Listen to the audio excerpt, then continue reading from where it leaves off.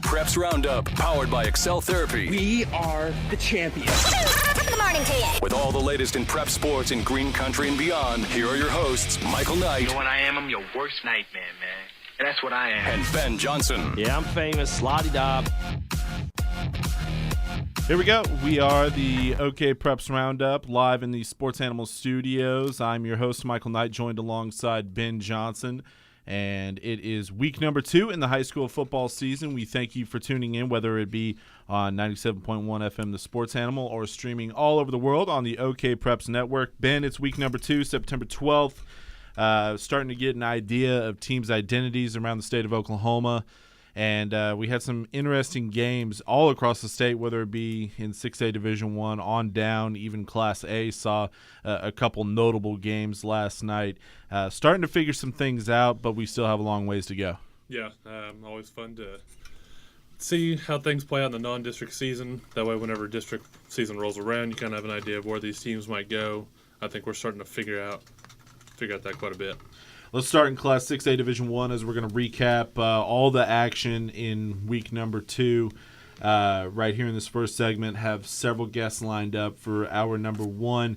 Class 6A Division I, obviously the marquee game each and every single year is Jenks and Union, and the Trojans run away from the Redskins, winning 45-27. Jenks, going forward, you have to be worried about the Trojans in the first quarter, because this is the second straight week they've had a slow start. They're tied with Union 14-14 after the end of the first quarter. They then outscore the Redskins 31-13, and that was after trouncing Bixby last week. They led 6-3 after the first quarter against the Spartans, and then ran away from that one and won by 40-plus points. So the only takeaway for me with Jenks so far in the first couple of weeks, slow starts, but it doesn't really matter. Yeah, I think looking at this Jenks team, whenever they get on a run, it's basically lights out for the other team. Because Bixby, what was the score after the first quarter last week? It was like 7-6 or it's 6-3. Yeah, 6-3, something like that. And then Jenks scored like 1,000 points in the second and third quarters, and that was it. That was it. Notable score here in Owasso as the Rams trying to avoid going 0-2 to start the season with a trip to Hunter Dwelly Stadium in Jenks coming up next week. They had to pull away from Muskogee late and win. They avoid the upset, winning 34-25.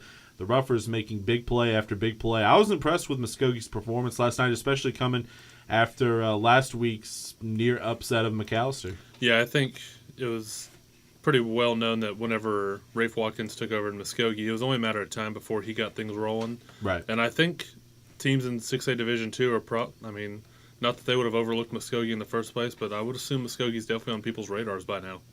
Over on the west side, it was Southmore knocking off Westmore 48-21. More notably, Casey Thompson with a fantastic performance. He threw for nearly 300 yards, ran for nearly 100 yards, accounted for 7 touchdowns. All of the touchdowns that the SaberCats scored last night were accounted for by Casey Thompson. 5 through the air, 2 on the ground. We're starting to see this young man blossom into the quarterback that we think he could be, which is scary for 6A Division I defenders over the next 3 years, the rest of this season and over the next 2 years. Well, we spent plenty of time this summer talking about when Southmore was going to finally put it all together. Yep. Well, if they're putting it together in week 1 and week 2, then that's not good news for the rest of the teams in 6A1 because they're going to be scary. They have a lot of talent. Yep. They might not have the numbers that some of the other schools do, but they have individual talent off the charts. Yeah, and we saw it last week with Thompson. He threw a couple interceptions and was able to bounce back, and they were able to blow out Edmond Memorial 35-3. The thing with Southmore is that district schedule doesn't do them any favors. I believe they have Owasso Union and Mustang 3 consecutive weeks, and those are 3 consecutive weeks, I believe, right in the middle of the season. So they don't get them at the end, so they don't get to continue to grow and figure things out before they enter those 3 straight weeks. They'll be thrown into the fire in about a month or so, facing those 3 juggernauts in back-to-back-to-back weeks. 6A Division II, I'm going to tell you what, I'm starting to buy into Bartlesville. Yeah. The Bruins are for real, and I think that they are starting to become a dark horse in 6A Division II. They're not getting enough pub right now, but they caught my attention last night. Look, they played East Central in Week 1. How good is East Central? Well, Bixby throttled them last night, so who knows how the Cardinals are going to do this season. but they had a legitimate test with Cassia Hall last night, and they passed with flying colors, winning 42-14. That district with Booker T. Washington, Bixby, Sand Springs. Now Bartlesville is in the mix. Muskogee also showing that they're strong this year. Bartlesville, though, a dark horse in 6A Division II. I think that they could jump up and scare a Bixby or a Booker T. Washington on any given Friday. Well, we've well documented the quarterbacks in this state, and Colton Penrod, along with Bartlesville getting overlooked, and I think Colton Penrod is one of those guys that gets overlooked. Agreed. At some point, you would think the offers might start rolling in for him because the numbers he put up against East Central were ridiculous. And I haven't got a chance to look and see how he did last night, but I'm going to assume 42-14, he had a pretty decent night. And it's against Cassia Hall, and we talked about Cassia Hall right. In Class 4A. They still have to prove it to me at least, that they're jumping up and contending this year in Class 4A. Still have some work to do for Joe Medina and the Commandos. Midwest City taking on Carl Alberts once again, week 2. A big rivalry week around the state of Oklahoma. And Midwest City facing Carl Albert. They jumped out to a 28-0 lead on the Titans, and then it started to fall apart. They were able to hold on and win 28-21, but Carl Albert's not going away in the second half. What do you take away from this game? More about Carl Albert being able to come back from a 28-0 deficit, although they still lose, or Midwest City having a 28-0 lead at halftime and then slowly but surely giving it up in the second half? I think you take a little bit from both sides, really. I had a lot of question marks about Midwest City before the season. Came up short against Booker T in the first week, but to be able to beat a Carl Albert team that is solid year in and year out, I think that's good news for Midwest City. And credit to Carl Albert for not going away. I mean, anytime you can fall way behind and still just not give up, I mean, that has to make Coach Gary Rose pretty happy.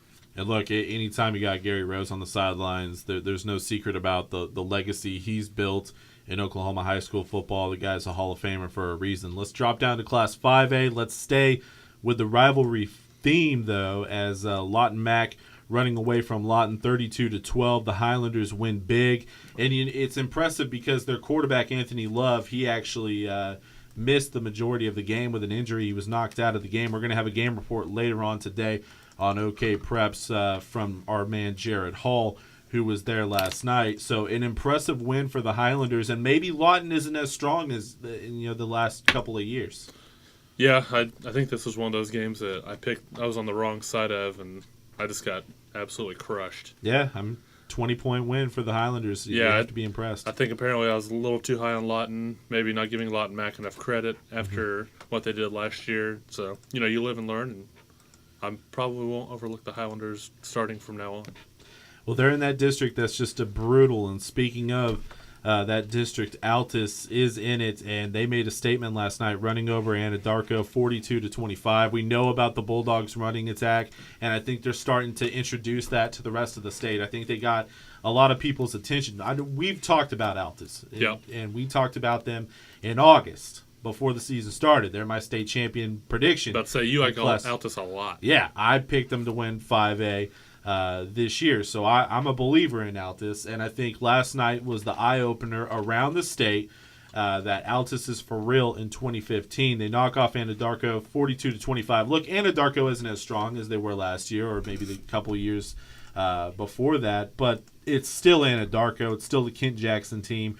They're going to be strong year in and year out. And the Bulldogs were able to snap Anadarko's 52-game winning streak in the regular season. So no undefeated regular season for Anadarko this year. And we just think about it, it's been a long time since the Warriors have lost a regular season game. And Altus was able to not only snap that streak, but obliterate it in a 42-25 knockout. Yeah, and I think no fault to Altus or anything, but, kind of where they're located in this state, they could kind of get overlooked regardless. Yeah. I mean, and that's not their fault. I mean, Altus has been Altus for years and years and years, but, whenever you're talking about teams to pay attention to, sometimes you happen to forget about teams in the southwest, southeast, northwest corners. I mean, sometimes that's just the way it is, but I think beating an Anadarko team 42-25 like they did is certainly going to grab some eyeballs, and I don't think people are going to be looking past Altus anymore. Maybe you and I need to start giving more credit to the Bishop Kelly Comets, because how about that defense? pitching a shutout in Oklahoma City against their rival Bishop McGuinness. In the first three quarters, they were able to hold on to win 19-16. I was impressed with Bishop Kelly before the season. I knew they had a chance to be good. We all picked Bishop McGuinness last night. You, me, Jared, the fans even picked Bishop McGuinness. We all got it wrong. So hats off to the Comets, and they're bringing the Shillelagh back to Tulsa. Huge win for Bishop Kelly. I think whenever JJ Tapana comes on later, Yep. little plug right there. Oh, yeah. Whenever JJ comes on later, I think he's probably going to bring that up just to give us a hard time. I know when I talked to him on the phone last night, Yeah. he was saying, I wouldn't pick us, so at least we weren't wrong. He said he wouldn't even pick us at that point, but I mean, to go and beat a McGuinness team like that who just dismantled Shawnee the week before, Yep. I think that speaks volumes about Kelly. And a side note about Bishop Kelly in that game, Hayden Ashley kicked a 52-yard field goal, second longest in program history. I did see that. I saw that, which first off, Bishop Kelly and Bishop McGuinness network schools. You're going to be able to catch all of their football games all season long on the OK Preps network. So I was actually watching that game, saw the field goal happen, and then I saw a tweet afterwards. I believe it was from the Bishop Kelly Twitter handle, and they talked about how it was the second longest field goal in program history. So, look, he drilled 4 field goals on the night, so maybe he is a candidate, a rare kicker candidate for the OK Preps Player of the Week. Those candidates will be released tomorrow afternoon, and you'll be able to vote on them throughout the week. We'll announce the staff selection on Tuesday, and then the fan selection will be on Wednesday. I know JJ was talking about, Hayden actually kicked 4 field goals, but I think he was a little disappointed in the fact that 2 of those field goals were from 20 and 19 yards. Right. I think he was kind of wishing that they had scored a touchdown. Yeah. But still, to be able to kick 4 field goals in a game is pretty darn impressive. And in a game against your rival, you have to get points when you can get them. Yep. And it turns out they needed those points and were able to escape. Oklahoma City with a 19-16 win. How about Collinsville bouncing back from the loss against Oologah in Week 1? They throw it on to Catoosa 42-10. Good bounce back win for the Cardinals last night. Yeah, I think that game against Oologah, there were some question marks about that offense. Yeah. But when you go and score 42 points against a Catoosa team that year in and year out has a really rock solid defense, so it seems like almost every year, that's pretty impressive. And I think that's nothing but good news for Kevin Jones and his crew. And kind of looking through here, I mean, they didn't light up the board with offense, but 88 rushing yards, 277 passing yards. They did force a fumble, so if you come out on top in that turnover battle, I don't think it really mattered a whole lot last night. It was 42-10, but I think if Collinsville can piece some offense together, they could be looking to reclaim that 5A4 title. Yeah, and it sets up a huge matchup next week as they'll take on Skiatook. Speaking of the Bulldogs, Yep. knocking off 4A's number 2 Oologah. So now you have a Skiatook team that's coming off of a 2-0 start. They get Collinsville, who's already lost to Oologah. Huge matchup next week in Class 5A. And once again, we talk about how we're going to start learning more about teams around the state. We're going to learn more about these two programs next week.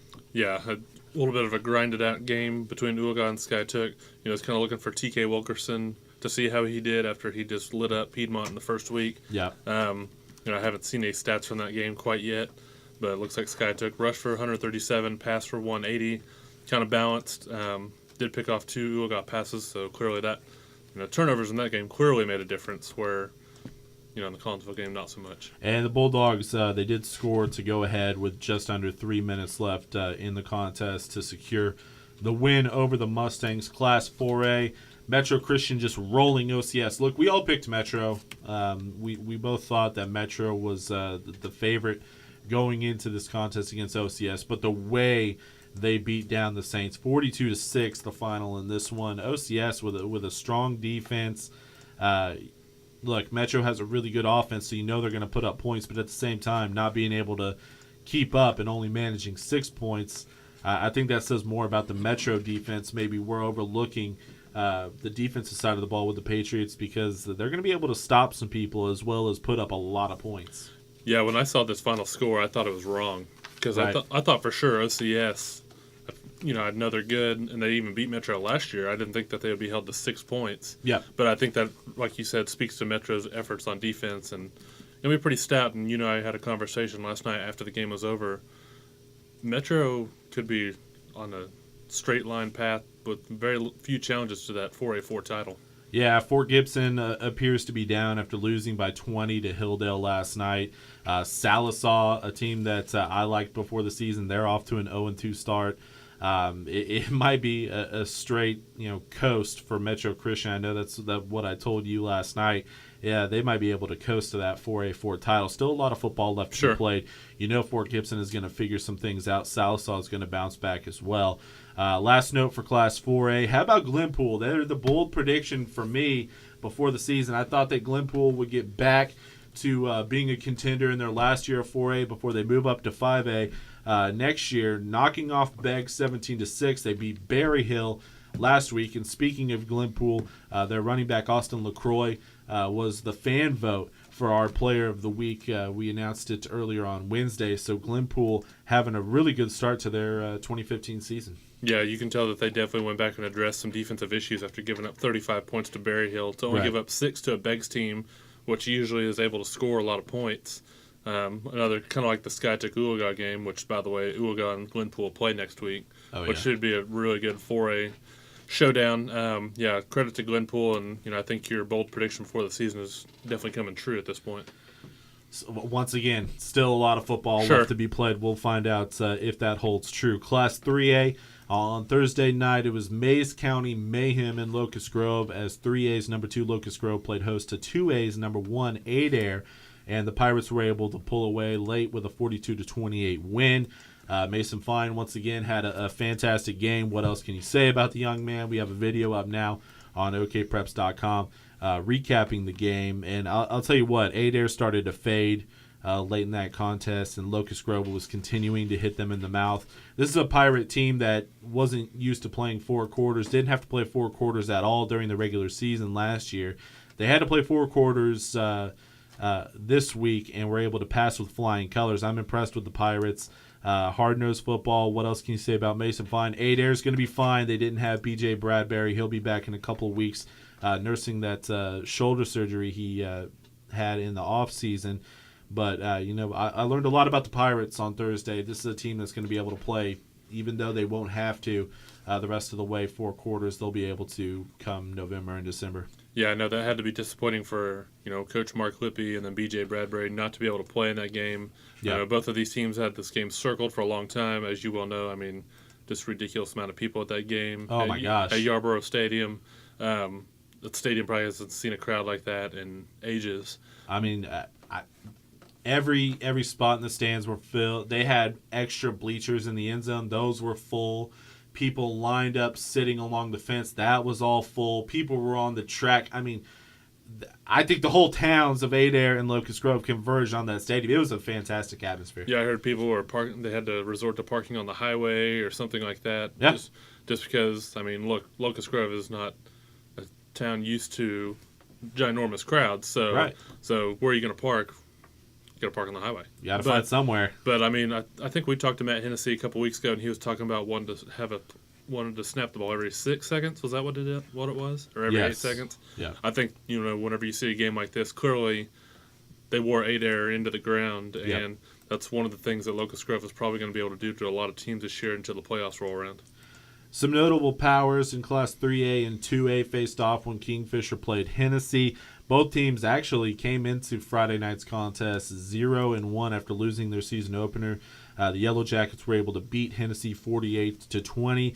Not last note, but how about Tahlequah Sequoia upsetting Roland 14-6, and then finally Jones beating Hera the way they did 41-20. I saw Jones last week. We all saw Jones on the OK Preps Network put it to Vian, and I'm telling you right now, I know that Mason Fine, Locust Grove, their passing attack gets credit. Micah Wilson, Lincoln Christian, their passing attack gets credit. Watch out for Brandon George, Sean Shaw, the ridiculous sophomore receiver. This dude is a star in the making at Jones. As this passing attack with the Longhorns put it on Hera 41-20. Hera is a team that might contend for the 4A title, at least that district title in 4A too. And Jones was able to run away late 41-20. I'm really impressed with the Longhorns early on and that passing attack. I think Jones is another one of those teams that kind of gets overlooked a lot of times, but yet every year they're in the playoffs making some noise. So It is a little surprising to me that they were able to beat Hara 41-20. I think I picked Hara in that game. Yes, you did. Yep, I didn't have a whole lot. Silly me, I didn't have much confidence in Jones, and they just went and doubled up Hara +1. So Jones will be another team that I think twice about before I pick against them now. I'm telling you, I picked Jones after what I saw last week. I thought the passing attack would continue to roll. It did. I'll just give you a little insider information, man. Between you and me and the rest of our listeners and viewers, Jones is pretty good with that passing attack. And I'm telling you right now, remember the name Sean Shaw. The kid is only a sophomore. He looks like a senior right now, 6'4", uses his body well. All they have to do is just throw it up to him. That's what they did multiple times against Vian, and it works. He's either going to go up and get the ball, or you're going to drag him down and get a pass interference called on you. It's a pretty simple offense for the Longhorns.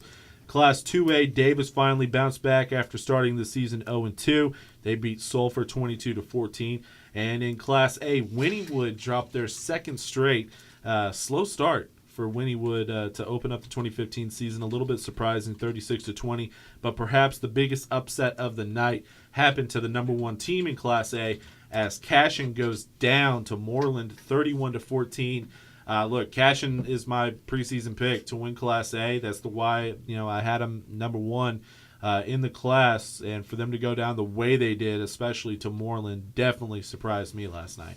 I'm just going to throw out the fact that my Class A pick shut out Rejoice Christian 49-0. They're going to shut out everybody for the rest of the regular season. That's what they did last year. Right. They're going to continue to do so. They got a strong defense. Maybe you made the right pick, but it's only week 2. And I'm talking about Kiefer, just in case people didn't hear our Class A pick several weeks ago. To see a Cashion team lose 31-14 to Moreland is really shocking. All right, so that does it for the recap of week number 2. We're going to come back from our opening timeout. We have a long list of guests scheduled for you this morning.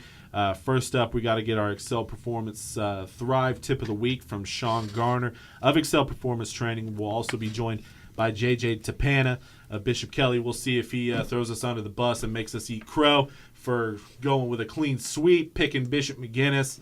I apologize, JJ. Go easy on us. Go easy on me. I'm sorry. It's only week number 2. Luckily, some games wrong. Luckily, JJ Tapana is a guy that'll just give you a hard time, and he's typically not very serious. But all in good fun. Oh, yeah. All in good fun. We're talking with Coach Tapana coming up in our next segment. First up, we got Sean Garner. Also coming up in hour number 1, we're going to talk with Skiatook head coach Vance Miller. Why do we keep overlooking the Bulldogs in Skiatook? I have no idea. I'm going to stop overlooking them. I'm buying into Skiatook. They got a huge matchup next week against Collinsville. Another huge test for Vance Miller and the Bulldogs as they'll take on Levi Draper and the Collinsville Cardinals. Huge 5A clash coming up next Friday. He's Ben Johnson. I'm Michael Knight. This is the OK Preps Roundup here on your home for sports and sports animals, as well as streaming all over the world on okpreps.com.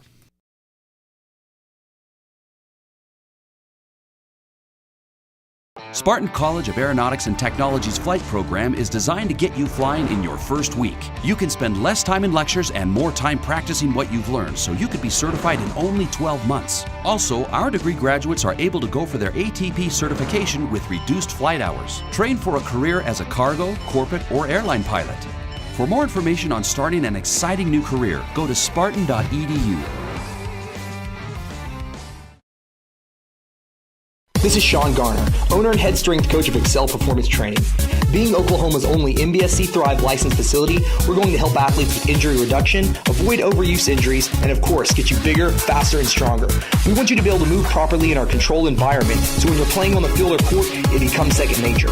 All athletes will have a detailed workout plan and work in groups of less than 10 other athletes. So if you're ready to go all in and train with the pros, call us at 918-949-4223 or online at excelperformancetraining.com. Next season starts now with Excel Performance Training.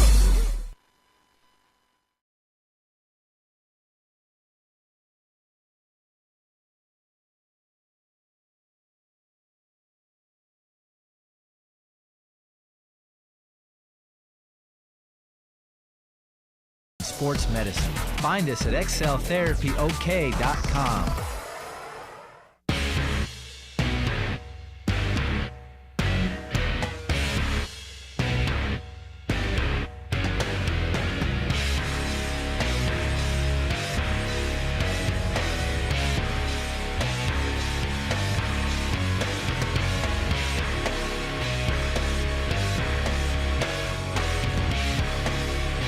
Welcome back. It's the OK Preps Roundup, week number 2, here on your home for sports, the sports animal, as well as streaming all over the world on okpreps.com. By the way, we've introduced a new feature to the OK Preps Roundup. We now have forums available to voice your opinion on okpreps.com, and we have a live Roundup forum going right now. So if you want to chime in with your thoughts of week number 2, I know we had a caller during the break mentioned McAllister and their win over Coweta. Very impressive to win a shootout anytime you can with the Coweta Tigers. You can also voice your opinion. Just go to okpreps.com, click on forums at the top, and then there's the Roundup forum right there. And we're in week number 2 of high school football in the state of Oklahoma. And rivalry week this week, nothing better. Just huge rivalries all over the state. Just real quick before we get to our Thrive Performance Tip, Ben, what's your favorite high school football rivalry? Well, as someone from Broken Arrow, I always enjoyed the BA Union one, even though it's been one-sided for forever. Yeah. Which you've been on the other side of that and reaping all the benefits and all the glory. Pretty much. It's been nice. Trying to think of. I think one that might be a little underrated that we didn't talk about with that Memorial Edison game. Yep. That was kind of, I know whenever I talked to JJ Japana last night, he was asking me who won that game because I know they're going to have to deal with Memorial and district play. Yep. That's kind of a fun one. You have a ton of great rivalries in the Tulsa Public School area. Same with Oklahoma City. Another great rivalry, the Soul Bowl today. Douglas and Millwood. And, 1 o'clock. Talking to Darwin Franklin earlier this week, talking about how that divides families 1 week a year. People, they either wear Millwood blue or they wear the Douglas orange. Right. There's no in between. They pick sides, they go at it. Then afterwards, they shake hands, hug, and then they're back to being friends again. Yeah, that's always a good one. Obviously, the Jinx Union rivalry grabs headlines nationally as well as throughout the state of Oklahoma. I love the Bishop battle. I love hard-nosed football, and it lived up to it last night. As Bishop Kelly able to get away with the 19-16 victory. But it's time for our Thrive Performance Tip. We got to get to Sean Garner out in the gym. He comes to us each and every single week with a Thrive Performance Tip. For all of the videos from the past throughout the summer, throughout the early parts of August, he has them all available to check out and get you better for whatever it may be, whatever sport you are participating in, or even if you're a weekend warrior and just want to be able to stay flexible and not feel the aches and pains of just growing old every single year. All right, Sean, you're out in the gym. You got our Thrive Performance Tip. What is it this week, Get? Thank you guys so much, as always, for joining us here at the Excel Performance Training. This week, I want to show you guys an exercise that's going to get that core strong and bulletproof your shoulders. We call it the side plank reach through. This is a very simple exercise that you can do anywhere, whether it's your home, the gym, or at the practice field. Just again, increase that core strength and make those shoulders rock solid. So this is how we're gonna do it. We're gonna start in a side plank position. So we're gonna make sure our elbow is underneath our shoulders. We have a straight line between our ankles, knees, hips, and shoulders. We're gonna squeeze our glutes nice and tight to prevent this leaning over action. Keep our chest up nice and tall, and our other arm we want to get at a right angle, keeping that elbow up nice and tall. What we're going to do from here, we're going to reach through, separating those shoulder blades, and then drive that elbow back, squeezing that back nice and tight. You can feel this firing in the core, squeezing the glutes to keep everything rock solid, guys. Reach through, then squeeze those shoulder blades together. If that's a little intense for you, what we're going to do is we're going to bend the knees at a 90, squeeze the butt, push them up. We don't want to, again, have that broken angle at the hip. Again, keeping the elbow up, reach through, separating the shoulder blades, then drive that elbow back, squeezing it nice and tight. If you're looking for a way to spice it up, what we can do is we can do a plank from our hand. This makes it a lot more difficult because I've added a joint there. Same thing, guys. We're reaching through as we're driving that elbow back, squeezing everything nice and tight. Great exercise. Add this into your program a few times a week. Watch that core strength shoot through the roof and those shoulders get rock solid. For reps and sets on this, I like to do 3 sets of about 8 to 12 reps on each side. We got to make sure we do that both sides so we're strong on everything that we do. Thank you as always, guys, for watching. For more information, please be sure to subscribe to our YouTube channel. Follow us on social media, Facebook, Twitter, Instagram, and as always, be sure to check us out on our website, excelperformancetraining.com. Thank you, Sean, as always. And once again, you can check out all of those Thrive Performance tips available to watch and rewatch just so you can get the workout right at excelperformancetraining.com. We welcome you back. It's the OK Preps Roundup here on your home for sports and sports animal, as well as streaming all over the world on okpreps.com. Coming up tomorrow, we'll release the Player of the Week candidates for week number 2. And just in case you were not voting last week on our week 1 poll, it is available to vote on. And Tuesday we'll have our staff selection. This week it was Micah Wilson. And if you're watching online, you see that the big header picture on our homepage is of the Lincoln Christian quarterback, Micah Wilson. And hey, that's what happens. To the victor goes the spoils. And he was our Player of the Week in week number 1. And the fan vote went to Austin LaCroix, the running back from Glenpool. And we're about to be joined by Bishop Kelly head coach J.J. Tapana. And unfortunately, my call screener is down. So, Preston, you're going to have to bring on the common head coach. He is with us now. Coach, first off, congratulations on the big rivalry win. And I know you're going to let us have it for picking Bishop McGuinness yesterday. I apologize. Well, I'm glad you jumped in on that. I was going to throw a big shout-out to Barry Lewis of the Tulsa World for being the only guy in the state that picked us to win. But anyway, no, I'm just messing with you. No, it was a great win for us. It was good for our kids. We thought we could pull it off. We felt like we had a great opportunity, and we felt like we controlled most of the game. We just couldn't punch it in a few times and give ourselves a little breathing room. You mentioned being able to control the game, and this is the second straight week. I watched most of the Edison game in week 1 and was extremely impressed with the fact that you were able to control Edison for the majority of the game. It wasn't a blowout by any means, but while watching it, I never thought that Bishop Kelly was in danger of giving up that lead against the Eagles. Being able to go on the road and do that again for the second straight week, controlling your opponent throughout, what does that say about the nature of this ball club going forward?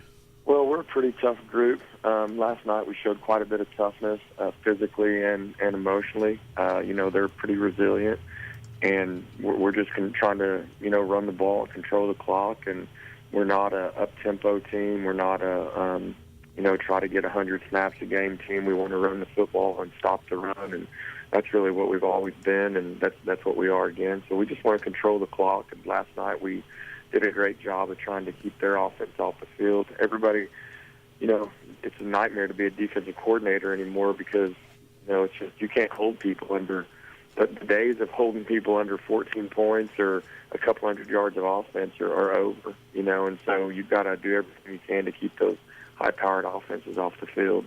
Yeah, JJ, that's something that Michael talked about, I think it was a couple weeks ago, talking about how offense wins nowadays in high school football. But, I talked to you last night. I know you were somewhat disappointed on the fact that you couldn't punch in a couple short, couple goal line opportunities, but has to be comforting for you to know that if for some reason you can't score a touchdown, you have a kid like Hayden Ashley who can boot anything up to a 52-yard field goal. Yeah, Hayden's been for 3 years now, since he was a sophomore. He's kind of been a little bit of do everything. He kicks off, he punts, he's field goal, he plays defense, he plays offense, he scores for us and all that. And he knocked a 52-yarder in last night, and it's kind of funny. We got illegal. I sent too many guys out on the field on the PAT. I didn't have any tires on the field goal. I didn't have any timeouts left. They moved the ball back 5 yards. I said, just kick it. I don't care. Just kick it. I'm not putting the offense back out there. And he booted it through and had some room to spare. So, yeah, he's a weapon for us in a bunch of different ways. So we were really happy with that. Talking with Bishop Kelly head coach J.J. Tapana here on the OK Preps Roundup. The Comets were able to get a Week 2 win over Bishop McGuinness in Oklahoma City, 19-16 last night. Coach, coming up next week, you get Coweta, and I know we talked about this matchup before the season started. Does the preparation start now? Has it already begun to get ready for what Jay Wilkinson and that Coweta offense are going to bring next week? Well, I've been working on the wishbone for Jay for the past 7 months, so he can start working on that. I'm real familiar with Jay. We went to school together. He's a great guy, runs a great program, and he scores a lot of points. And I think our first 7 games are playoff teams, and this is no different. Last year's game was 47-46, And I think the last 7 games have been decided in the last 30 seconds against Coweta. And so we don't expect anything different. It's a fun game. It's a clean game. It's a good rivalry for us. It's really developed into a great rivalry for us. So I know what he can do, and I know what his quarterback can do. And, it's kind of funny. I mean, we've been playing him so long, I don't even know how much film we need to watch anymore. There's some years we play him 2 times a year in the playoffs and the regular season. So, it's already begun. It's been on my mind for a long time. And JJ, I know. Oh, sorry. There we go. The microphone just kicked on me. I know whenever we talked last night, you were asking about the McAllister game, and then you kind of glanced at the Memorial score, saw Sky took one. I know you have a game left against Coweta before district play starts, but at the same time, I know you're talking about the first 6 games, but have to lose a little bit of sleep at night knowing that whenever you enter district play, it's going to be a gauntlet from start to finish. Yes. Just like last year, last year we had 3 teams in our district that at one time ranked number 1 in the state. This year, you brought up Sky Took. They beat Ulagal last night, and they're on a roll, and they're playing tough. And Memorial's obviously got incredible athletes, and they're playing tough. And McAllister, I've heard that they are just rolling right now. I haven't watched that film yet, but Memorial, McAllister, Sky Took, Shawnee. I mean, even Noble in the last 2 weeks has scored 100 points, I think. So it's a challenge for sure. It's a challenge. It's going to be a really tough district, and there's going to be playoff-worthy teams sitting at home again this year, just like last year. So this district is stacked again. How difficult is it week to week, Coach? We're talking with JJ Tapana here on the OK Preps Roundup. How difficult is it to maintain this defensive start, and how much pressure will the kids face, knowing how well they began the season defensively, holding a good Edison team to only 7 points, and then what you did last night on the road at Bishop McGuinness. Defensively, how tough will it be to maintain this quick start? Well, we held McGuinness scoreless for 3 quarters last night, and then we kind of fell apart. So, it starts right there, having the ability to maintain and finish throughout the game. And, I don't know. We don't. We like playing this schedule. We like playing these teams. We like playing at this level. It's a lot more fun than not. And so, it just depends on your team's chemistry. A couple of years ago, we went 2-0 and beat McGuinness and walked out, and Coweta scored 21 points on us in 5 minutes, first 5 minutes of the game. So it's just going to depend on this team and these kids, and what they're content with and what they're not content with. So really at this point in the year, your chemistry really kicks in, and you figure out what kind of group of kids you're going to have for the remaining part of the season. And, JJ, what about Jack Wolfslayer at quarterback? I know he's probably not as dynamic maybe as Ryan Martin was last year, but the fact that, like you said last night, he's yet to turn the ball over, that's a huge plus right now. Yeah, we have 0 turnovers in 2 weeks. That's a big deal, a really big deal. He's managing the game very well. He's not panicking. He's very calm, and he's a tough kid. He was begging me last night on 4th down inside the 5 a couple of times to not kick the field goal and to go for it. And, he guaranteed me he'll get it and all those things. So he's just a very, very physical, tough kid for us. And he, generally would have been our tailback, one of our tailbacks, but he got moved to quarterback this year. And I can't really say enough about how pleased I've been with his poise in the games up to this point.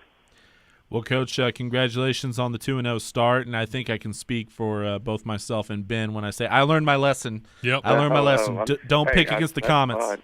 Yeah, that's fine. Just don't pick against us. Yeah. Don't pick McGuinness over us. That's all I'm saying. All right. We'll remember that next year. Yeah. Next year. Hey, maybe in the playoffs. I wouldn't mind a little Bishop battle in the playoffs. That'd be all right with me. Yeah, we had that a couple of years ago. It was an awful lot of fun. All right, Coach, always fun talking football with you. Good luck next week as you prepare for the Coweta Tigers. Okay, thank you, guys. That's Thanks, Bishop JJ. Kelly, head coach JJ Tapana, joining us here on the OK Preps Roundup. Once again, I'm impressed with the Comets start. I thought they had the opportunity to do this, but I wasn't for sure, and so I was going to wait to buy in until they prove it on the field. They've absolutely done it through the first 2 weeks. Well, I think beating an Edison team probably should have alerted us, but I think we were still kind of wondering, wondering about this McGinnis game. Also because I was high on McGinnis as well. I thought that both of these teams, that's why I talked so much about this game last week, was because I was genuinely fired up for it. We were going to figure out, okay, out of these two teams, who's the better one? Who's going to take that next step throughout the rest of the season? That's no knock on McGinnis. They're still going to be good. Well, I think the fact that they went and blew out a Shawnee team. Look, Shawnee doesn't have the Jacobs kid at quarterback this year. Right. But I know they wouldn't want to. They scored a ton of points last week, and McGinnis thoroughly dominated them in week 1. Yep. And when you see something like that and you're already high on a team,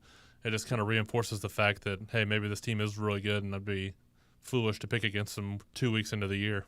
All right, we got to hit a timeout. When we come back, we're going to be joined by Skiatook head coach Vance Miller. Once again, it appears that everybody's sleeping on the Bulldogs. They got a huge Week 3 matchup. And look, the top 10 rankings for each class will be released tomorrow on okpreps.com.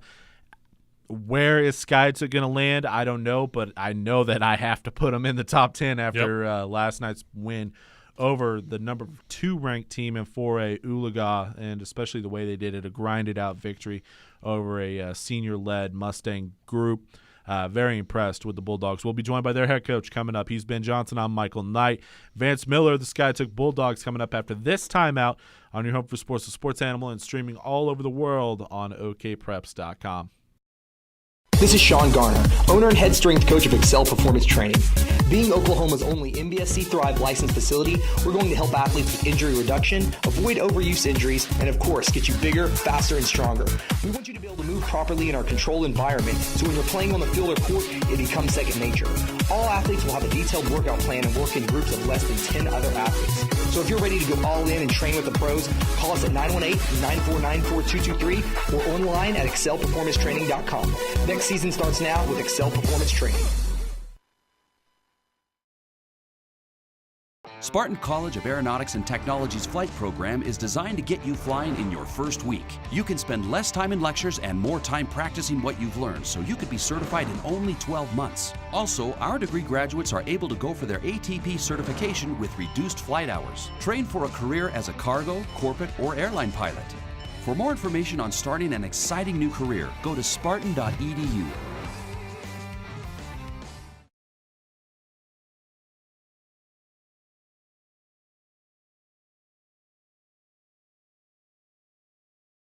Physical therapy.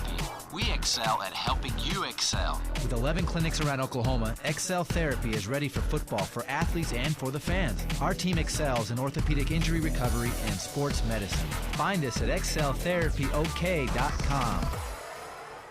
This is Michael Young of the Texas Rangers. This is Prince Fielder of the Texas Rangers. You're listening to your home for sports and the Texas Rangers. This is Derek Holland of the Texas Rangers. For the latest in sports talk and information, keep it on your home for sports, the Sports Animal.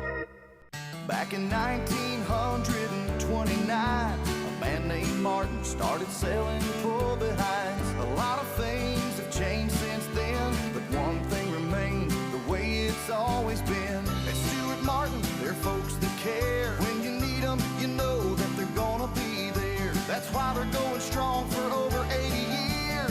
When you drive onto a Stuart Martin equipment lot, you'll experience a whole lot of difference, like lots full of Kubota tractors, mowers, hay equipment, and RTVs. Internet research is fine, but it's nothing like seeing Kubota equipment in person. You'll also experience the Golden Rule treatment when you shop for orange at Stuart Martin Equipment. Experience a whole lot of difference at Stuart Martin Equipment in Okmulgee, their new Muskogee location on Highway 69, or Kubota Construction Equipment at 106th and South Memorial. Stuart Martin Equipment Rental. If it's not orange, it's a lemon.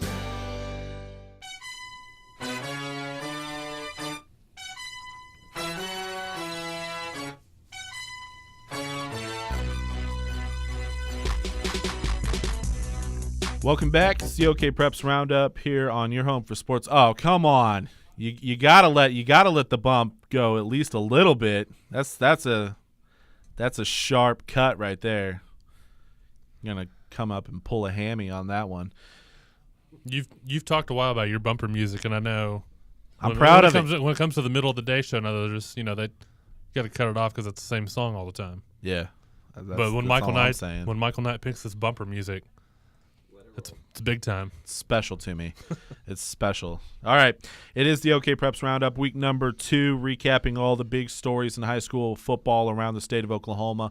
One of the biggest stories last night was Skiatook knocking off Oologah in a big win, Class 5A over 4A, 16-13 in a battle of reigning runner-ups in their respective classes. We're now joined by the Skiatook head coach, Vance Miller. Coach, first off, thank you so much for taking some time and joining us here on the OK Preps Roundup. Hey, you bet. Thank you guys for having me. All right, so I'm going to start this conversation with asking you a question. Maybe you have the answer, maybe you don't. I'm just curious as to what your opinion is on people continuing to overlook Skiatook after what you did last year, making it all the way to the championship game this year, knowing that Kyle McLaughlin had graduated. You lost Stephen Upton, one of the better playmakers in this area, to a torn ACL over the summer. People didn't think Skiatook could make it back, and now you're off to a 2-0 start with a huge win over Oologah last night. Yes, we lost some good kids last year, but we have a lot of good kids back this year that was a good core to what we do. Our senior group, they've been successful all the way through junior high, and like I said, there was a big core of those kids coming back this year, and they're good teammates. Hey, Vance, thanks for coming on with us this morning and talking about the win last night. Michael kind of referenced Stephen Upton, but, with him out, how's Brandon Babb, taking reins at the quarterback position, kind of taking over the offense? Brendan Babb's been doing a great job for us leading our offense.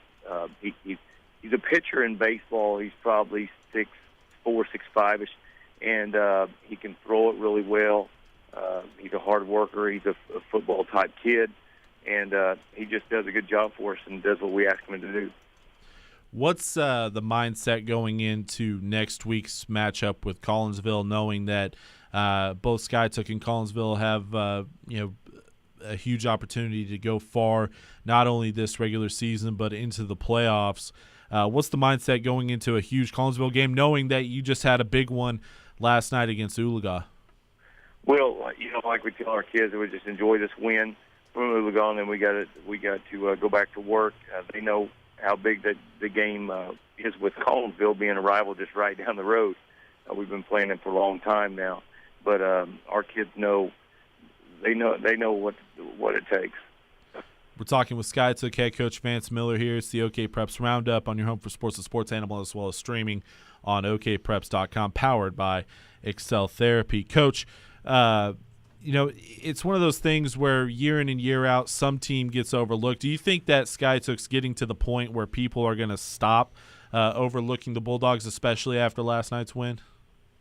Well, I think, I think we've caught some people's attention this year, again, with this win and win the first week. And that's fine. We don't mind running under the radar. That's fine with us because we're still going to work hard and play hard and take care of business. So, but it doesn't matter to us. No, I know you have, rivalry game at Collinsville next week, and then you dive into 5A3 district play. We just got done talking to JJ DePana. I asked him about maybe losing some sleep, considering how good some of these teams are in the district yet again this year. Are you kind of in the same boat? Yes, very tough district. I mean, there's not a week off in there. I mean, you got to be prepared and be on your game every week, which, like I said, makes the district very tough. And I know that you guys, based on the schedule, you guys kind of got dealt the bad hand this year, having to go to Shawnee, Durant, and Noble, right? Yes. Going to be putting some miles on the bus. Yeah, we made that trip a couple years ago. We went to Durant and Noble, and we've been to McAllister, and so our kids know how to travel, so that's just part of it. Now, Coach, once again, we're talking with Skiatook head coach Vance Miller here on the OK Preps Roundup. What do you want to see from your team going into next week's rivalry clash with Collinsville, knowing that the real games begin in Week 4? When I say real, I mean as far as playoff seeding is concerned. What do you want to learn about your team next week as you take on Collinsville Cardinals? Well, we preach to our kids. We just want to just continue to get better, and we want to get 1% better every day. And, to fix the mistakes that we made this week, next week, and like I said, just get better going into playoffs or into the district. Well, Coach, congratulations on the 2-0 start. I know that me personally, I'm going to stop overlooking the Skiatook Bulldogs, as you guys are continuing to show that if you doubt the Bulldogs, you're going to be proved wrong. So congrats on the 2-0 start. Looking forward to next week's contest with Collinsville. Thank you. Appreciate it. That's Skiatook head coach Vance Miller joining us here on the OK Preps Roundup, powered by Excel Therapy. Hour number 1 almost in the books, but before we go, real quick, we're going to be joined in hour number 2 by Altus head coach Jeremy Reed. We also have stock up, stock down, 3 teams that I'm buying, 3 teams that I'm selling after last night's performance. Also coming up in hour number 2, we're going to hear from Dave Martin of Jones, Jared McCoy of Metro Christian, as well as Scott Wright of the Oklahoman. But before we get out of here in hour number 1, what's the biggest takeaway for you out of week 2? I'll give you some time to think, and I'll give mine first. Cashin going down. That I think is probably going to stick with me for week number 2 as far as the biggest surprise and the biggest takeaway, considering I had Cashin winning Class A, and I thought this offense was going to put up some crazy numbers all season long. Not only do they lose last week, but they lose and only score 14 points in the loss to Moreland. 31-14 was the final in that one. I think Cashin, the number 1 team I had ranked in Class A, going down week number 2 to a Moreland team. Maybe Moreland is a state championship contender. The guess is still out there on that, but Cashin going down definitely I think is my biggest takeaway in week 2. What about you? Well, you're talking about Class A.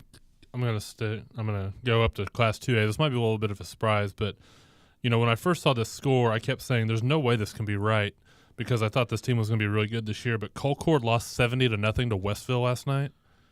Yeah, and I'm assuming that's right. No one's changed it, but I really thought Colcord would be the team to challenge Adair for that district championship. Look, I mean, I know Adair is a heavy district favorite. Yep. But I thought Colcord would be able to get their licks in and maybe have a chance, along with Haskell, to challenge for that district. But to go and get beat 70-0 by Westville, that throws up a lot of caution flags for me. There's a couple of things, and we're 2 weeks in, and there's already I've already seen how preseason rankings mean absolutely nothing, right. And I've been proven wrong with my preseason rankings, especially in the lower classes. I mean, yeah, that Westville final is definitely surprising with Colcord. How about Wynnewood starting 0-2? I mean, this is a team that I believe I had ranked number 5 in the preseason Class A ranking. So, small school football, anything can happen, and it's been proven over the first couple weeks. Yeah, I think we might get a better idea of what's going on after the final non-district week next week. But but for Colcord to lose 70-0 just kind of blows my mind. Yeah, no, I'm right there with you. All right, we got to take a break. When we come back, hour number 2 will be upon us. Once again, you can chime in on the conversation. Go to okpreps.com, hit the forum page at the top, and then click Roundup. We're going to be joined by Altus head coach Jeremy Reed. They got a huge win over Anadarko last night. I got that one right. At least I got one pick right. I got the Bishop Kelly. I don't want to hear it because I had a horrible week. Yeah, you're under 500. Well, I got the picks written down, man. I should have known better than to go against my alma mater down in Texas, but I thought that was going to be a coin flip. You need Douglas to win today to get to 500 on your picks this week, man. Let's go Trojans. Let's go. I'm just saying. All right, we got to hit a break. When we come back, we're going to be joined by Altus head coach Jeremy Reed. We also have Stock Up, Stock Down coming up after this on your home for sports, the sports animal, and streaming all over the world on okpreps.com. This is Sean Garner, owner and head strength coach of Excel Performance Training. Being Oklahoma's only MBSC Thrive licensed facility, we're going to help athletes with injury reduction, avoid overuse injuries, and of course, get you bigger, faster, and stronger.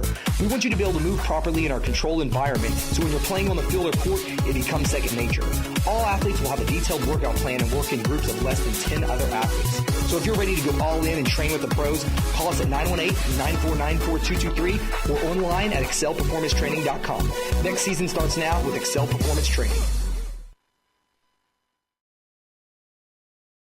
Spartan College of Aeronautics and Technology's flight program is designed to get you flying in your first week. You can spend less time in lectures and more time practicing what you've learned, so you could be certified in only 12 months. Also, our degree graduates are able to go for their ATP certification with reduced flight hours. Train for a career as a cargo, corporate, or airline pilot.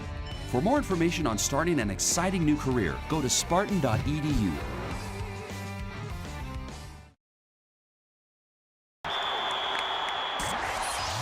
We excel at sports medicine. We excel at physical therapy. We excel at helping you excel. With 11 clinics around Oklahoma, Excel Therapy is ready for football for athletes and for the fans. Our team excels in orthopedic injury recovery and sports medicine. Find us at exceltherapyok.com. Your home for sports. 97.1 FM. KYL Muskogee Tulsa. 96.1 FM. KITO Veneta. AM 1550. KYL Sapulpa Tulsa. AM 1490. KBIX Muskogee. AM 1470. KGND Veneta. The Sports Animal. Hey guys, have you been hearing about low T and testosterone therapy? Testosterone is the cornerstone of a man's health. After age 30, we lose about 3% of our testosterone each year. This causes us to lose energy, get fatter, lose sex drive, and disrupts our sleep. We think we are just getting old when that feeling is really caused by low T. Universal Men's Clinic has local doctors specializing in restoring your testosterone. Dr. Arkaki has had great success with patients of all ages. I will monitor every step of your progress, evaluating your blood levels and body composition. Within a few weeks, my patients report more natural energy and a better sex drive. Within a few months, active patients report stronger bodies and the physical performance of their younger days. The doctor's visit is only $199. We are located off of 68th and Yale. Call us at 918-574-6652. That's 918-574-6652. Or universalmensclinic.com. Head to the country and save on furniture and appliances at Ron's Discount Lumber in Howell, Oklahoma. Dining room, living room, and bedroom furniture. Serta mattresses.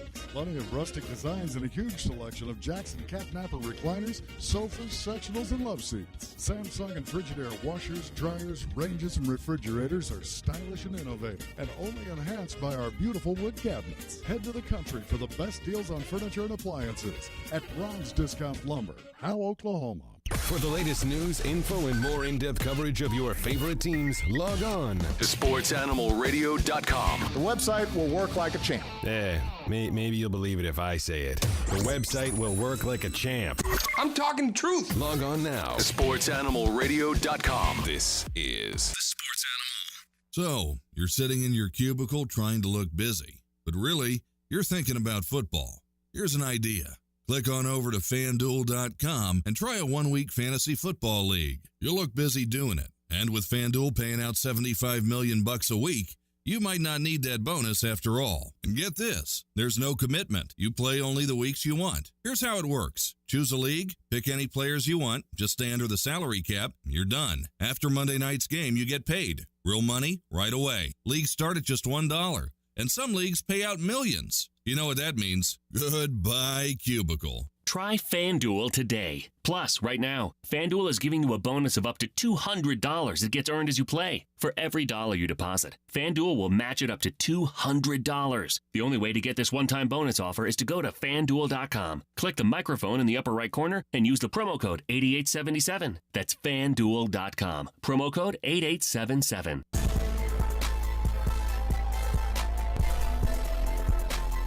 All right, welcome back. It's hour number 2 here on your home for sports, the Sports Animal, as well as streaming all over the world on okpreps.com. You don't even have to go to okpreps.com/roundup anymore. It's just plastered right there on the homepage. We make it pretty simple. Just go to okpreps.com and watch live in the Sports Animal studio. We start hour number 2 with stock up, stock down each and every single Friday night. Once the majority of the games are done, I take a look around the state and identify 3 teams that had fantastic performances that I'm buying and 3 teams that I'm selling because, as you could guess, didn't do so well on Friday night. And this week's Stock Up, Stock Down was released last night, and it has a Class 5A feel as far as the teams who I'm buying.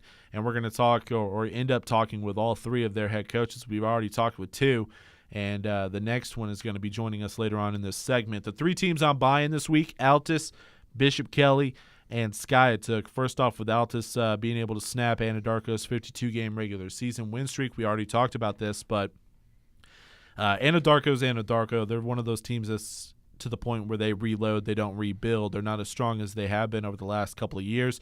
But this is still a really good Anadarko team, and for Altus to beat them the way they did, 42-25 was the final in that one. Definitely impressed me with the Bulldogs. Bishop Kelly beating rival Bishop McGuinness on the road, 19-16. Huge win for the Comets. Had to buy them after their first couple weeks worth of performances. And then Skiatook, we just got done talking with Vance Miller, and I even wrote about it last night. They just fly under the radar. They flew under the radar last year, and they're doing the same thing this season, at least to start. But I think they're starting to catch some attention, and they at least have my attention. Those are the three teams I'm buying this week. Altus, Bishop Kelly, and Skiatook, all huge wins in week 2 that really grabbed the attention around the state. Yeah, whenever you see two teams that are both in 5A3, and I know we both asked both Vance Miller and J.J. Tapana, look, whenever Bishop Kelly and McAllister, Skiatook, and Memorial all set to get it going, and each one, when they face each other, those are going to be fantastic games to watch. Yeah. And when it comes to Altus, I think, we talked about it early on, it's not time. We can no longer look past Altus. I think we knew Traven Burdo coming back would be a huge boost, but they were already good without him last year. Yep. I think they're a legit championship threat, which obviously makes you happy. Oh, yeah. Yeah. Altus is going to have a grind through their district as well. But, yeah, it's brutal. But, to beat an Anadarko team like they did, it's well documented how good Anadarko is. To beat them like they did, that's pretty impressive. Yeah, I'd have to look it up the last time Anadarko was beaten by that many points, and we just don't have that much time. Maybe you can do it pretty quickly here in the next couple of minutes, but I know it's been a while since Anadarko. It's been a while since Anadarko loses, period. Right. They don't lose very many games at all there. So the way they were beaten, definitely impressive for Altus. The teams I'm selling, stock down. Cashin, we finished up hour number 1 talking about Cashin. Very surprising, not only the way they lost, but only scoring 14 points. Definitely alarming for me that Cashin, the number 1 team, my pick in Class A to win the state championship. They have some things to figure out, so this one might stick with them for a while. OCS, they dropped their second straight. They lost to Ringling last week 8-1, and then got blown out by Metro Christian 42-6. I thought this one would be a little bit more of a fight. I thought Metro would win. Maybe by double digits, but I didn't see 42-6 happening. Nope. So maybe something is going wrong with OCS. They still have some time to figure it out, but their district's not very easy to navigate through as well in Class 2A. And then finally, Sallisaw in Class 4A. As a team that I thought, might have a chance in that District 4A4 with Fort Gibson and Metro Christian. I thought they, dark horse to win the district championship. Yep. Maybe they could jump up and upset somebody in the first round, whatever it may be. But Sallisaw, a team I was high on, they start the season 0-2 and they lose to Stigler last night. So definitely something going on in Sallisaw that, maybe the hype that we had before the season was a little unwarranted as the Black Diamonds have fallen to 0-2. Last week, the loss wasn't too bad. It was to Catoosa, a 10-point loss. That's respectable. And we talked about Catoosa's defense always being pretty stout. Yeah, Catoosa's a good team. You got a good coach in Aaron Meyer.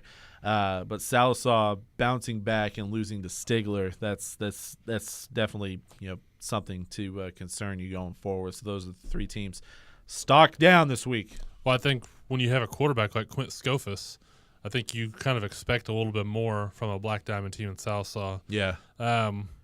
We'll wait and see what happens come district play. We kind of talked about it earlier. Beyond Metro Christian, playoff spots could be up for grabs in that district. So Sallisaw, they got Tahlequah in week 3, a game that they've been playing for a while now, and Tahlequah looks really good. Maybe one of those teams that could get in the stock up portion right now.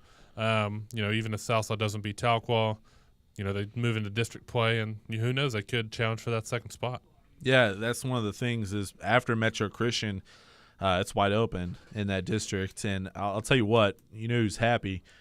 District 3 in Class 4A, because they'll be matched up with unless you're the 4 seed. Yeah. If you're the 4 seed in District 3, probably not too happy because that more than likely means you get Metro Christian in the first round. But, hey, finish higher. Yeah, exactly. Then you don't have to worry about it.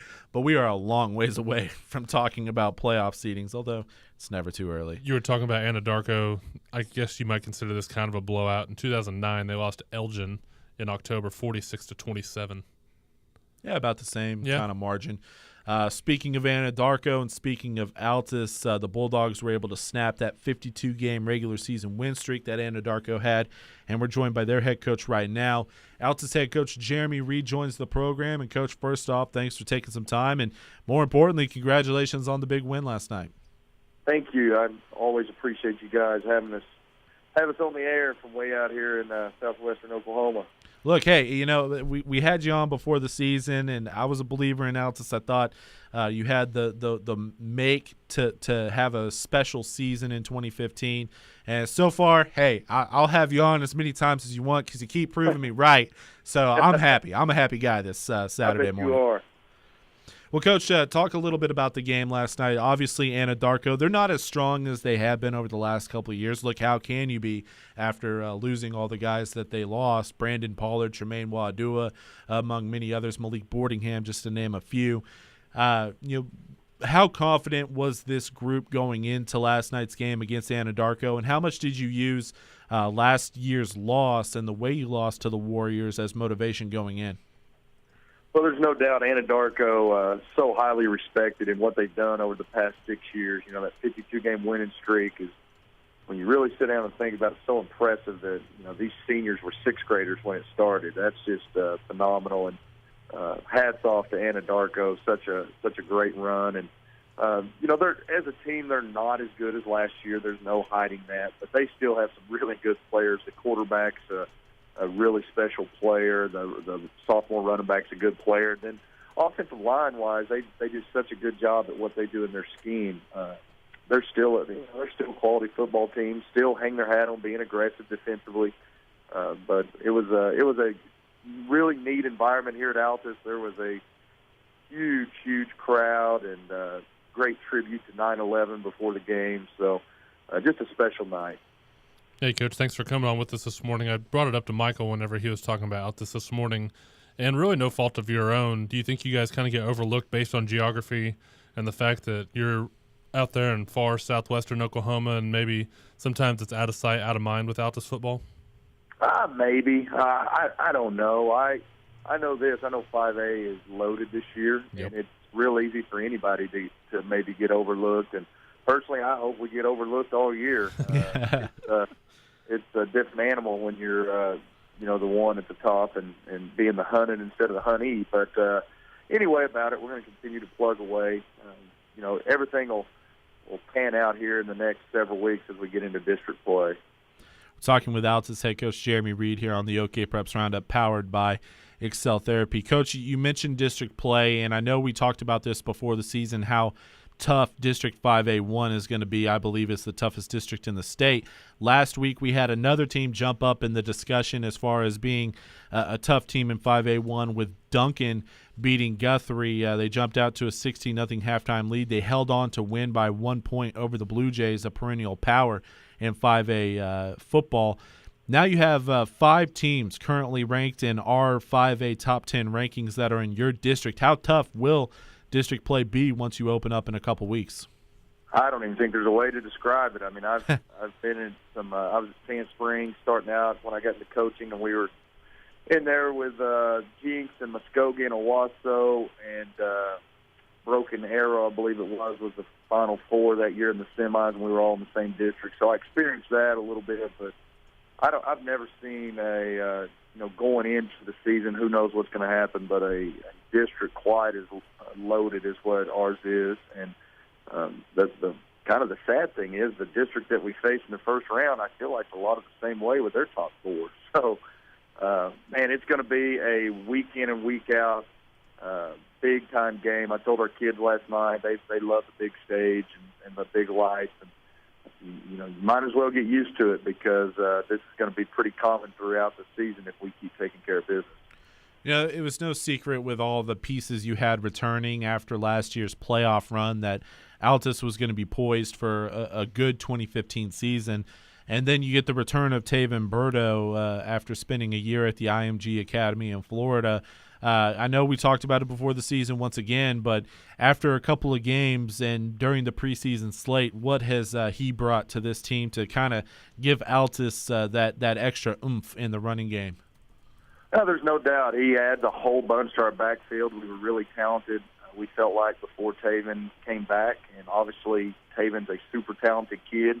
I think through 2 games, he rushed for 170 week 1, and I think last night ended up with 150-something and returned an 89-yard kickoff return for a touchdown. And, he's getting more involved, a little more involved defensively. We're probably bringing him along slower than, probably even what our people of Altus would like on the defensive side, but he is playing some defense for us. He adds a lot, and the best thing is he's respected by his teammates because of the way he carries himself. He's not an ego guy. He doesn't think he's better than anybody else. He's just another guy on the team that is willing to do whatever we ask.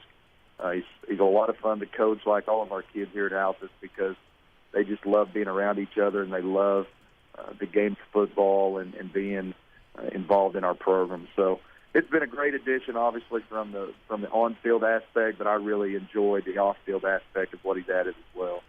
We're talking with Altus head coach Jeremy Reed. It's the OK Preps Roundup powered by Excel Therapy here on okpreps.com and on 97.1 The Sports Animal in Northeast Oklahoma. Coach, we've talked about the district a whole lot, but I gotta think, if I put myself in your shoes, which it might be difficult, knowing that I've never coached a high school game before, but I gotta think that it makes preparing week in and week out, and knowing that your kids are going to be ready each and every single week and not overlook an opponent, I think that has to make it a little bit easier, knowing that because of your schedule, you don't have to worry about your kids overlooking anybody throughout the rest of the season.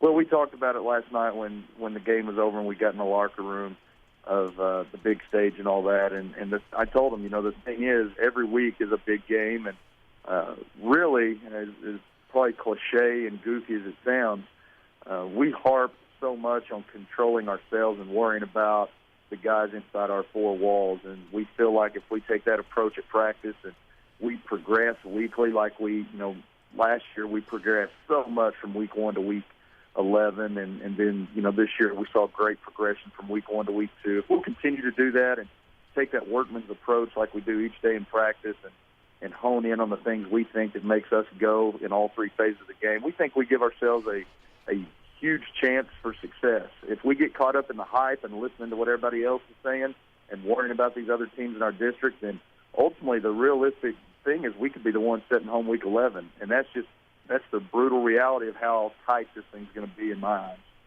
Well, Coach, always good talking to you. We'll get you out of here on this. You have Elk City next week, and luckily we'll be able to watch that game. Elk City, a network school of ours, so we'll have Altus on the OK Preps Network next Friday. What do you want to learn from your team in the last non-district game before you open up the district slate with El Reno in a couple weeks? Just continue to see that improvement from week to week. See the little and detailed type of improvements that we harp on so much in offense, defense, and keep playing sound special teams. Our special teams was much better this week, and we had too many penalties last night, so that'll be an area of focus. And Elk City is going to be a great opponent. I really feel like, and I know people will say I'm crazy, but I think it'll be the best team we've played in the non-district, and that's no disrespect to Vernon or Anadarko. And I haven't even watched them on film. I'm just going based off of what happened last year and the kids they returned. I guess I'm probably pretty high on Elk City. So we go there, and I think it'll be a very tough ball game, very physical ball game, and I expect it to be a big-time environment because I know they're looking forward to it for us to roll into town. Well, I know I'm looking forward to watching it next Friday night on the OK Preps Network. I encourage all of our viewers and listeners to also follow along to that game on okpreps.com next Friday night. Coach, good luck, and congrats on the 2-0 start. I'm sure we'll catch up down the line. Thank you very much. Thanks for all you guys do for high school sports. I appreciate Thanks, the kind words. That's Altus head coach Jeremy Reed joining us here on the OK Preps Roundup, powered by Excel Therapy. Altus off to a 2-0 start, one of the top teams in Class 5A. That district is brutal. Like I mentioned, I came out with the new 5A rankings this week. 5 teams in District 1 alone. You only get 4 in the playoffs. They got 5 in the top 10. You have Lawton Mac, number 1, currently. Del City, I believe I bumped them up to number 2. Altus, number 4. And then Ardmore, I believe, is still at number 7, going off the top of my head, maybe number 6. And then I have Duncan at number 10. Brutal. Well, Good luck. Good luck navigating through that district. You might as well crown whoever the district champion is, the state champ, because it's brutal. Brutal. You're just saying that because if Altus wins the district, you just want them to skip the playoffs and you get the state championship pick, right? I would not mind that. No, you're right about that. And unfortunately for our friend Craig Benson and Duncan, kind of came back to earth last night. Yeah. I saw that they lost, so probably fall out of the top 10, but doesn't take away from the fact that they're going to be a team to be dealt with in that district this year. Yeah, going into a shootout with Shawnee, look, you never know what's going to happen once you get into a shootout like that. And honestly, I think them bouncing back and losing to Shawnee, knowing that they beat Guthrie week 1, I think that says a little bit about Guthrie as well. I know they were able to win last night, but the Blue Jays get Sand Springs next week. Good. That'll be a good matchup, good gauge of both teams, really. Sand Springs getting an opportunity to knock off Guthrie. I believe that game was close last year, if I'm not mistaken. I think it was a field goal game. Yeah, something like that. Yeah, so I expect another good one between those two schools, and we'll learn more about Guthrie. You know, I know they're a perennial power in Class 5A, but I think in that district, honestly, if I'm ranking it right now, you got Deer Creek at the top. They rolled again last night against Norman. I know Norman's not very good, but look, it's a 5A against a 6A Division I school. Right. And then you have Bishop McGuinness, despite the fact they lost to Bishop Kelly. This is a very good football team. Carl Albert. Yeah, Carl Albert, the way they were able to come back against Midwest City. I think it's McGuinness and Deer Creek at the top, a little bit of spacing between them, and then you have Guthrie and Carl Albert, which is a dangerous spot for those teams. As we keep going on and naming 5A schools, you start to think, man, the playoffs are going to be an absolute blast for us. Yeah, no doubt about it. And, I mean, you go all the way over to the other side of the state in 5A4. Yep. We're not even talking about Edison and Tahlequah. Yep. And I'm trying to think who else is in that district. I can't think of. Pryor, Collinsville. Okay, Collinsville, yeah. My state championship Coweta. pick, can't even think of them. It's because there's a lot of teams in 5A. 32. Top 10's ridiculous. Yeah. 5A, every district in 5A is going to be an absolute blast to watch, and then the playoffs are just going to be so much better. I completely agree. Not for the coaches. Such a hot take, I know. Yeah, coaches aren't going to be too thrilled week after week. You finish the top 5A, you can say you earned every bit of it. Absolutely. We got to hit break. When we come back, we're going to be joined by Jones head coach. Jones off to 3-0 start. Dave Martin will join us when we come back. They knocked out Hara in a big way, 41-20. I'm telling you, the passing attack, I'm sold on Jones. And again, Sean Shaw, which, by the way, you got to keep it tuned into okpreps.com. Before the season, put out my breakout stars of the 2015 season. Who was on the list? Sean Shaw. Tooting your own horn, but hey. What's up? But hey, the way you keep talking about this kid, I definitely want to see some game film and maybe see what the kid's all about, because it sounds like one of those kids like Drew Dan and Chakota that might get overlooked because of where he's at, but could be an absolute star. But the thing about it is he's only a sophomore. I know we have to hit a break, but he's only a sophomore. He's got the rest of this year and the next 2 years, so I don't know if he'll get overlooked because we're already talking about it. Yeah, true. So we'll see. All right, we're going to be joined by his head coach. Coming up after this, he's Ben Johnson. I'm Michael Knight. This is the OK Preps Roundup, powered by Excel Therapy, only here on your home for sports, the sports animal, and okpreps.com.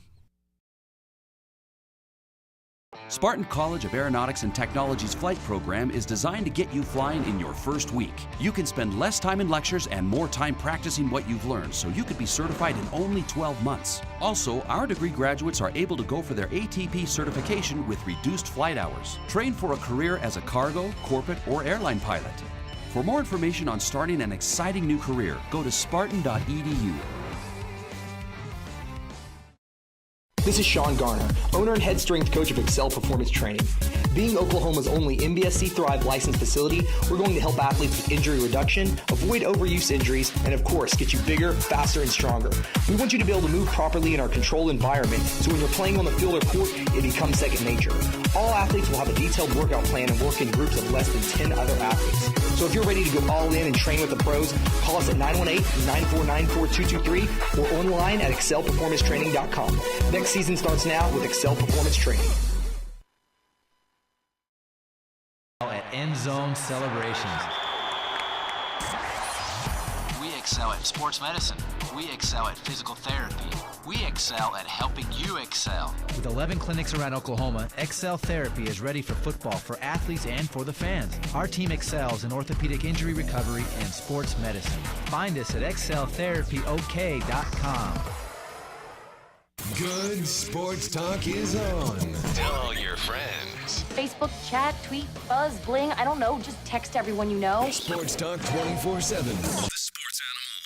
Add the wow factor to your football watch party with Palliser Theater seating from Megawatts. It's the kind of theater seating you get at those upscale movie theaters, only better, way better, because yours can be custom made to your specifications. You get to pick from 20 different styles of manual or electric seats, 100 different leathers, and several cool accessories. Need a special holder for your wine glass, iPad, laptop, a reading lamp? They're all available. With custom theater seating from Megawatts, your football watch parties or date nights with the wife will be more enjoyable and memorable. And through September 15th at Megawatts, when you buy 3 theater seats, you'll get the 4th seat free. So don't just watch football this season, experience the game like never before. You've come to know Megawatts for their great values on refurbished Mac products for years and for their computer repair. Now you'll love them for elevating game day and family movie night like never before. Megawatts, 3501 South Sheridan Road in Tulsa. Call 918-664-MEGA. That's 918-664-6342.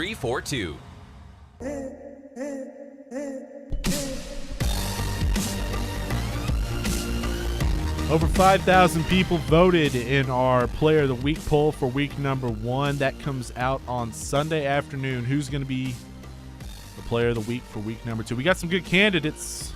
Will we see a kicker be a candidate? Bishop Kelly. Hey, Ashley. What's up, man? It's fascinating to watch a high school kid kick a 50-yard field goal because, let's be honest, it doesn't happen very often. No. And I remember a couple years ago when Talcott was playing Salsa and I went down to Salsa for the game. Right. I just sat and watched Sanu Rodriguez during pregame. The dude could absolutely launch it. Yep. I don't even know where he's at now, but I had fun just watching him in pregame just drill 60-yard field goals. So it was nothing. Yeah. No, I'm right there with you. All right, we're talking Jones football this segment, the Jones Longhorns in Class 3A. Maybe it's time to start talking about their passing attack. So much praise goes to Locust Grove and Mason Fine, as well as Micah Wilson and Lincoln Christian. Maybe not enough about Brandon George in the Jones offense as they put it on Hera last night, 41-20. We're now joined by their head coach, Dave Martin. First off, Coach, thanks for taking some time this morning, and congrats on the big win last night. I appreciate it, guys. Thank you guys a bunch. You know, I saw your team last week, and we were fortunate enough to have the broadcast of the Jones Vian game on okpreps.com, and right. I was high on Sean Shaw before this season. I thought he was poised to have a breakout year. Right. I walked away from last Saturday a complete believer in this kid. How special could he be when it's all said and done? Well, guys, I mean, you know, and you see it in college football, the guys with the length and the ability. I mean, it's those guys are hard to defend. They create a lot of matchup issues and things for the defense. And, you know, I mean, it also opens up a lot of other things, you know, with your other receiver-type kids because that guy's going to gain so much attention. I have to imagine for your quarterback, Brandon George, who's a good prospect as well in the 2017 class here in Oklahoma, it has to be fun for him to have a huge target like Sean. And we saw a couple times last week against Vian where, you know, the play broke down and he just threw it up in the air in that direction. And more than usual, Sean was coming down with the catch. Right. Yeah, and, you know, you have that ability. And that's like I said, those matchup problems become that issue when you get a guy out there at 6'5" with the length that he has to be able to go up and get a ball. Hey, Coach, thanks for coming on with us this morning. You're the first coach on this morning that actually played a 0-week game. Right. How, you know, with this being the first year that was instituted, you know, give me your thoughts on what you thought of being able to play that first week in August or the final week in August versus playing another scrimmage. Well, guys, we love it. I mean, it gives us that opportunity. That second scrimmage is always, you walk away from there kind of going, man, I wish we just went ahead and played a game type thing. And, you know, and in college football and NFL football, you've got those bye weeks and things to recuperate, and that's what the 0 week allows us to have, is that week off to heal back up, you know, refocus, continuing on with your strength programs, and you know, as your bodies break down, you know, you're able to do some recovery type things, and I think it's huge, you know, instead of going out there and playing every week consecutively. Talking with Jones head coach Dave Martin here on the OK Preps Roundup, powered by Excel Therapy. Coach, a conversation we got into this week was Jones versus Hare. It was one of our top 10 games, and I looked at this matchup as a clash in styles. Not to say that Jones can't run the football. You obviously can. Right. But with that passing attack that you have going up against Hare with their rushing attack, how did you prepare this week for that rushing attack that Hare was going to throw at you? Well, you know, and that was the thing. We challenged up our defensive kids. You know, they felt like they did a great job last night. And, I mean, Jones' defense has been a main staple of tradition around here. You know, I know the offensive stuff and the stats and everything that we're able to put up gains a lot of attention, but defensively, we pride ourselves that we feel like we can go hand in hand. We're not going to be a spread offense that, you know, we're just trying to go out there and outscore people. You know, we want to go out and average 40 points plus a game, and then, hey, we want to give up less than, you know, a touchdown or, you know, less than 10 points. So, I mean, we've got a huge emphasis on our defense, and we challenged our guys up, facing a great running back this week that we had to keep that the Martin kid from Hare contained. And, you know, overall felt like the kids did a really good job last night. Coach, last night, jump out to a 14-0 lead, then end up going to the locker room at halftime, 20-20, and giving up a couple decent big plays to Hare. What's the mood like at halftime to get refocused and shut them out in the second half? Well, it was exactly what you said. I mean, that was the whole thing. It wasn't, you know, everybody, you know, wigging out at halftime. It was, hey, refocus yourself. You know, we put ourselves in that situation. We, you know, we snap a ball over a punter's head that gives him a touchdown. We have another turnover that gave him a touchdown. You know, we felt like, you know, we had those self-inflicted wounds that got them back in the ball game. But, you know, it was a refocus at halftime, come back out there and continue to be physical like we've been there in the first half and at the very start, and, you know, do that for 2 quarters in the third and fourth quarter. Talking with Jones head coach Dave Martin here, the OK Preps Roundup. Coach, you get Hennessy next week. That's a 2A team that is one of the perennial powers in Class 2A, although they've started the season 0-2. What do you expect from your ball club going into your third consecutive game against a strong playoff team, Vian, and not to discount Holdenville in week 0, but Vian last week, Hare last night, and then Hennessy on the road next week? Well, and that's this whole, you know, non-district schedule for us was, and that's what we, you know, talked to the kids about was, you know, it's a playoff type run schedule of how, you know, who our opponents were.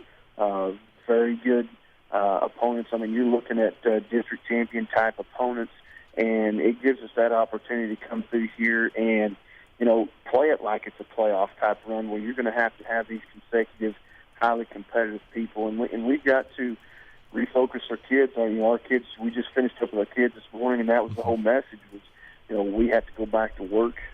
It's just like a playoff round type thing. We've got another, you know, heavy opponent sitting here waiting for us coming to their place. So, you know, we're going to be in an adverse situation, and we got to respond. Well, Coach, we'll get you out of here on this, and interested to see your take. Ben mentioned the week 0, and you talked about having the bye week and how important it will be. How great is it that bye week lines up the week right before you open up district play? You have 4 tough non-district games. You get the week off to prepare for that 6-week stretch where every game counts towards the playoffs. Exactly, and that's, you know, you kind of you break up a season into 3 phases. You have your non-district, then you have your district, and of course you have your playoffs. And being able to have that week to, you know, revamp, refocus, you know, kind of get your new perspective on your second phase of the season, I think it's great. and kids can heal up a little bit and those types of things to get out there and really go to that next stage into a season where, every week does count now, Well, Coach, congrats on the fast start. Looking forward to seeing how the team wraps up non-district play next week against Hennessy, and looking forward to seeing how far Jones can go this year. We appreciate it. And thank you guys for, promoting high school football in Oklahoma. Oh, we wouldn't miss it. This is our favorite time of the year, Coach. We thank you guys a bunch. All right, that's Jones head coach Dave Martin joining us here on the OK Preps Roundup, powered by Excel Therapy. And you know what? I'll tell you, looking at their district, you got Purcell, Little Axe, Seminole, Pauls Valley, Bethel, and Star Spencer. Really, the only hurdle is Seminole. And, how good is Seminole? Who knows? Yep. Who knows? That was one of my bold predictions for 3A before the season. I think perennial powers like a Kingfisher, and I even mentioned Seminole in that grouping. I thought that they were going to take a step back, and maybe this is the opportunity that Jones needs to take a step forward. This is a team that you definitely have to keep your eye out on in Class 3A this year. If you dig a little bit deeper into this box score, they turned the ball over 3 times last night and had 11 penalties for 125 yards, and they still won by 21 against a really good team. A team that's going to be contending for a district championship in 4A. That's terrifying for other teams in 3A. I mean, when you look at it, and let me see if I can pull up our top 10 rankings. I should just know them off the top of my head, but I apologize, I do not. In Class 3A, of course, you start with Heritage Hall. They blew out Clinton. It was close for a little bit, but then they handled their business. So that's a team you always have to respect the champs. Locust Grove, they looked impressive against Adair, playing all 4 quarters against the Warriors. Lincoln Christian, that passing attack. I would have loved to see a Lincoln Christian Jones matchup after seeing what both teams did with the passing game. That definitely would have been fun. But then after that, who's going to take that next step up? You have Douglas. They get a huge test later on today. They're at number 4. Victory Christian at number 5. They handled Lighthouse Christian. They have a big game next week against Shiloh Christian, a perennial power in Arkansas. Yep. We'll see how they do. John Marshall, a team that I'm high on this year. Roland went down. So, how good is Roland? Ida Bell, that's the team who, we mentioned, notable games next week. You remember Evangel Christian out of Louisiana? They played Union back-to-back a couple years ago. Ida Bell's playing Evangel Christian next week. So all right. We're going to learn more about Ida Bell as they go down. And for those who are not familiar with Evangel Christian's about what a Lincoln Christian or a Victory Christian is, in that middle of the road as far as like a 3A, 2A type school. But they are a powerhouse in that class down in Louisiana. Sadly for Ida Bell, that might be closer than a lot of teams they play in Oklahoma. Yeah, probably way down there. Yeah. And then finally, I had Jones at number 10 in our top 10 rankings. They'll definitely be taking a couple spots up as far as the rankings that'll be released tomorrow afternoon on okpreps.com. We got to hit a break. When we come back, we're talking with Jared McCoy, the Metro Christian head coach. Also, we're going to talk with Scott Wright of the Oklahoman, and then we'll wrap things up taking a look at the biggest games of week number 3. He's Ben Johnson. I'm Michael Knight. This is the OK Preps Roundup, powered by Excel Therapy, only here on your home for sports animal and all over the world on okpreps.com. This is Sean Garner, owner and head strength coach of Excel Performance Training. Being Oklahoma's only MBSC Thrive licensed facility, we're going to help athletes with injury reduction, avoid overuse injuries, and of course, get you bigger, faster, and stronger. We want you to be able to move properly in our controlled environment, so when you're playing on the field or court, it becomes second nature. All athletes will have a detailed workout plan and work in groups of less than 10 other athletes. So if you're ready to go all in and train with the pros, call us at 918-949-4223 or online at excelperformancetraining.com. Next season starts now with Excel Performance Training. Spartan College of Aeronautics and Technology's flight program is designed to get you flying in your first week. You can spend less time in lectures and more time practicing what you've learned, so you could be certified in only 12 months. Also, our degree graduates are able to go for their ATP certification with reduced flight hours. Train for a career as a cargo, corporate, or airline pilot. For more information on starting an exciting new career, go to spartan.edu. At End Zone Celebrations. excel at sports medicine. We excel at physical therapy. We excel at helping you excel. With 11 clinics around Oklahoma, Excel Therapy is ready for football for athletes and for the fans. Our team excels in orthopedic injury recovery and sports medicine. Find us at exceltherapyok.com. Avast, me hearties! Land ho at River Spirit, where bootyful treasure has washed ashore. Play the $100,000 Buccaneers booty game for ye chance to plunder cash and precious jewels. On September 19th, one lucky bucko will parlay the grand prize, $15,000 worth of jewelry, like fine diamond earrings. That'd be way more than a Buccaneer. Only at River Spirit Casino.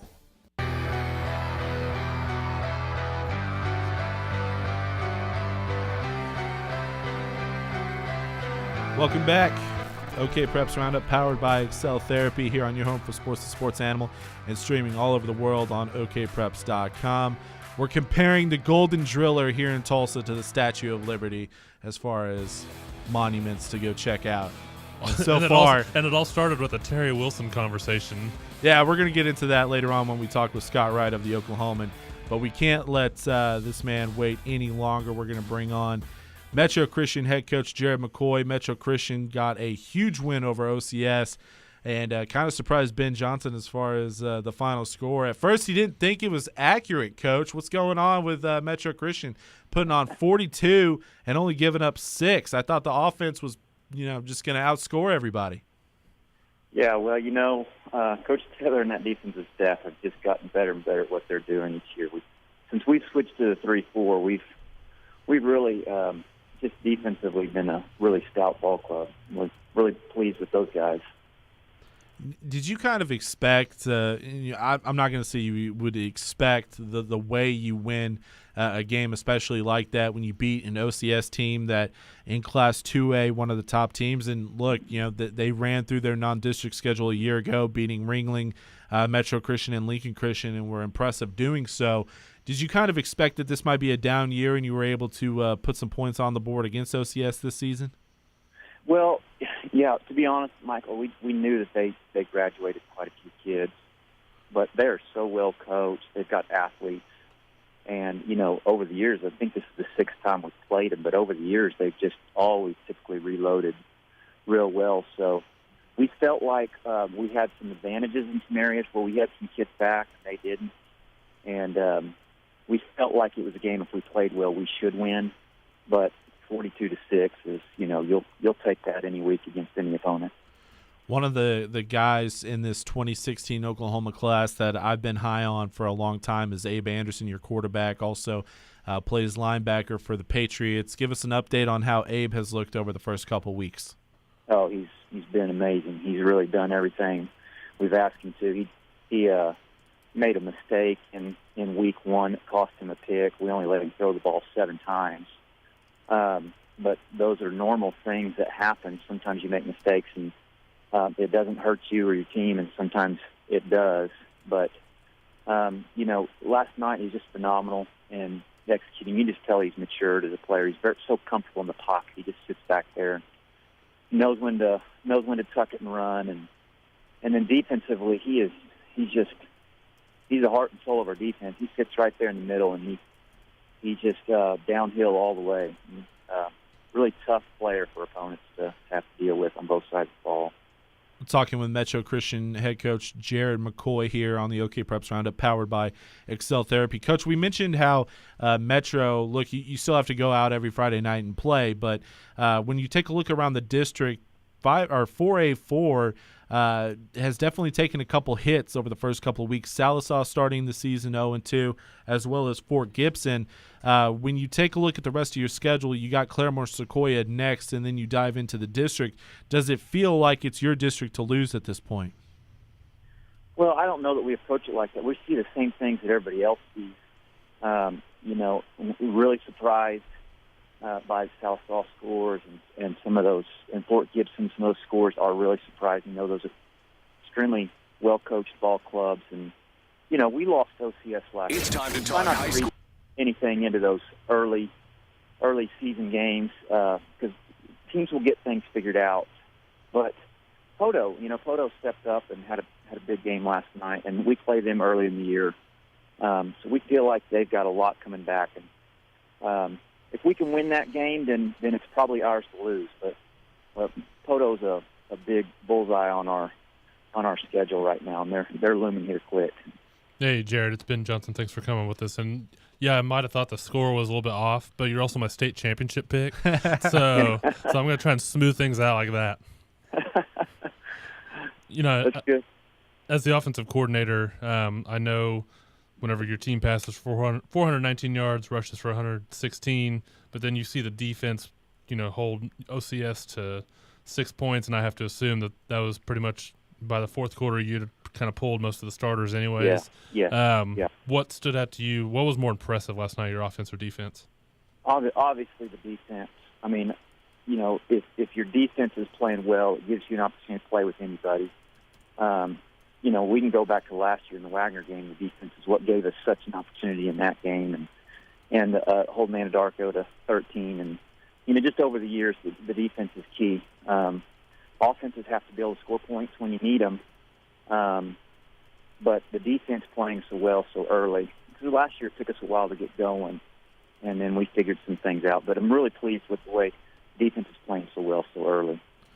Coach, we'll get you out of here on this. I'm interested to see what your response is, because we've spent the majority of this conversation talking about all the things that Metro Christian is doing right so far in the 2015 season. What do you want to see improvement on as you head into next week against Claremore Sequoia before what we like to call the real games begin in a couple weeks as far as playoff seeding is concerned when district play opens up on the 25th?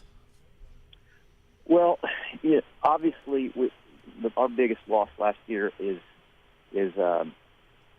that front. We've got 3 new starters on the offensive front, and those guys I thought played a much better game last night, and are really learning to come off the ball and work together and communicate.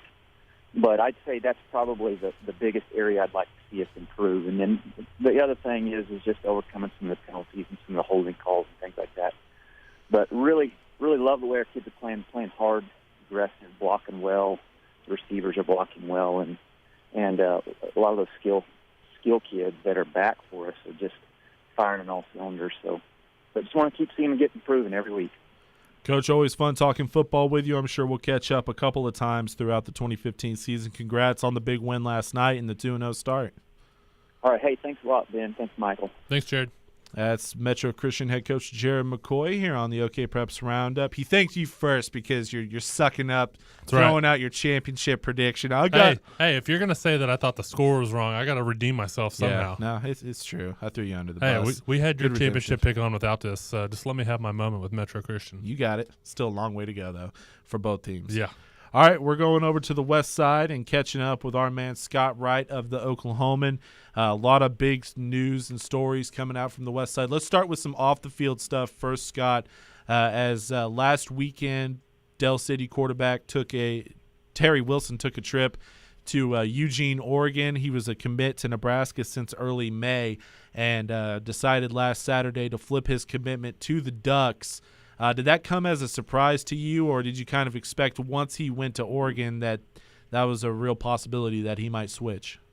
Well, from the time that you saw that he was really going to take the trip, you started to think that it was a legitimate chance because once he committed to Nebraska, he wasn't talking to anybody else. He wasn't even open to the idea of discussing anything with anybody else. But Oregon didn't start recruiting him until after he had committed. That's when they got in the mix. Scott Frost came down and saw him in spring just a couple of weeks after he had committed. So that's when they got involved. And once you saw that pop up on the schedule that he was going to go out and take that trip up to Eugene, you started to think, this. If you're just this might looking for happen here. something. Sorry about that. Had a radio error here on our end. But yeah, I was definitely surprised with Terry Wilson taking that trip. And once he got out there, you figured that it might be a foregone conclusion that he would flip. Hey, Scott, absolutely. Scott Frost did a great job recruiting him. That's for sure. Yeah, no doubt about it. Scott, it's Ben. Thanks for coming on with us. We kind of touched on the Midwest City Carl Albert game a little bit earlier. I know you were there last night. Michael posed the question to me, what was I more impressed with, Midwest City's fast start or Carl Albert kind of rallying and making a game of it? Where do you stand on that? The turnaround of Carl Albert in the second half was pretty impressive because they could not do anything offensively in the first half. They had negative yardage at halftime. They couldn't get anything going. The passing game was out of sync. They couldn't run the ball at all against Midwest City's defensive front. And to actually, come out and put a long drive together to start the third quarter after they had just given up the deep ball that made it 28-0. That was what was really impressive, and they were able to put some plays together and make some yardage happen when it really didn't look like they were going to be able to do anything all night. So that was what impressed me the most about that. But Midwest City offensively looks a little bit more dangerous than they've been the last couple of years, though. We're talking with the Oklahoman Scott right here on the OK Preps Roundup on okpreps.com. We'll talk with either Scott or Jacob Unruh of the Oklahoman each and every single week and get a feel for what's going on over on the west side. Scott, one of the things that stood out to me in 6A Division I last night was Casey Thompson's performance with Southmore. So much talk about the SaberCats before the season started, and then to see him have a performance like he did against Westmore, bouncing back from last week where he threw a couple interceptions, 5 touchdowns through the air, 2 touchdowns on the ground. Are we seeing this kid blossom before our eyes? Yeah, we are. We really are. I was talking to some people last night because I know his big brother Kendall got into some action for Utah at least a little bit last night in their game, and Casey is so much more physically developed than Kendall was at this point. And Kendall was really even as a senior at Southmore. He's as a player, he's really growing up fast. And this team's so young; they're going to have some hiccups along the way. They're probably going to lose a game or two that we don't expect them to lose just because of their youth. But as a team and Thompson as a player, they really are they're growing up right before our eyes, and we're seeing a kid that's going to be a star one day, and he is really. It's just happening right in front of us. Scott, both Michael and I have talked this morning about kind of what surprised us both good and bad last night. What stood out to you across the state? Well, you know what?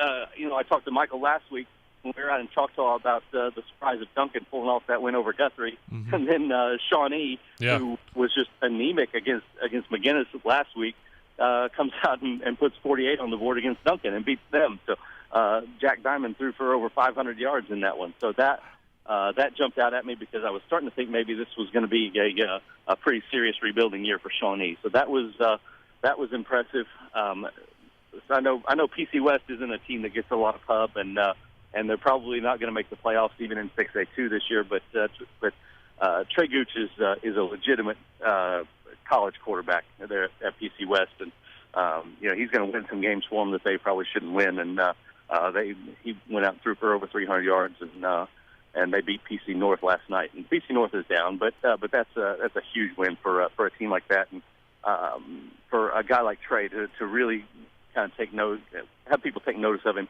because he is a legitimate college quarterback. No, and I definitely agree with you. Putnam City West definitely improved this year, and I'm on the same page as far as Trey Gooch and his potential going forward at the quarterback position. Talking a little small school football now, let's switch gears, but keep it over on the west side. Class A had a couple notable finishes this week as our number one ranked team in our Class A poll was Cashion going into this week, and they fall to Moreland, and it was impressive to see the way Moreland was able to beat Cashion 31-14. Did that jump off the page at you? Oh, absolutely. Cashion losing is one thing, but Cashion being held to 14 points with the offense that they've got and Matt Harmon at quarterback, that really shocked me. That was a big one that jumped out, and you kind of see it coming on Twitter as you're following scores last night. Like it's 20-6 or something like that around halftime, and you're like, that is not good for Cashion. So yeah, that was definitely a big surprise because I thought that they were probably going to have one of those years where they just went out and basically named their score pretty much every week, and if they lost, it was going to be because somebody outscored them, not because they slowed down their offense. Hey, Scott, I think earlier we talked a little bit about Bartlesville. How much did the score, the fact that they were able to blow out a Cassia Hall team? I know Bartlesville isn't on your guys' radar, a whole lot of times, but to see a score like that and to blow out a Cassia Hall team that usually has a really good defense, is it time we start taking them serious in 6A too? Absolutely. They were one of those teams that you looked at, when you saw all the kids they had that are getting recruited, you start to kind of wonder, man, how good are these guys going to be? Are they going to be able to put it together? Are they going to have enough weapons around those recruits to really put things together? And through 2 weeks, it looks like they're definitely a team you got to be keeping an eye on at this point.